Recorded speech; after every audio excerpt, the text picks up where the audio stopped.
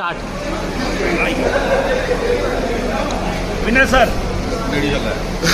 ये जो एक्टर है ये भी आजमगढ़ से, हाँ, मैं भी आजमगढ़ से, और आपके डायरेक्टर भी आजमगढ़ आवाज के बारे में। आजमगढ़ के बारे में ये कहूँगा कि मुझे नहीं पता था कि इतने प्रतिभाशाली व्यक्ति को जन्म देने वाली भूमि है, नमन ऐसी भूमि को। और ऐसा नहीं है, आजमगढ़ के मैंने और भी लोगों से, 2-3 लोगों से मैं बॉम्बे मिला हूँ और बॉम्बे में देखा कि आजमगढ़ के काफ़ी लोग गए बहुत है ना, और बड़े बड़े पब्स हैं, बार्स हैं, बिजनेसमैन हैं, काफ़ी लोग समझ लीजिए। मतलब अगर फिल्म बनाने के लिए हमारे अमेरिका के जो प्रोड्यूसर हैं, अमेरिका से आजमगढ़ आए और यहाँ पर कलाकार और डायरेक्टर सब मिल गए, तो आप लोग मुंबई से तो आ ही सकते हैं, यहाँ सब कुछ मिल जाएगा सब मिल जाएगा।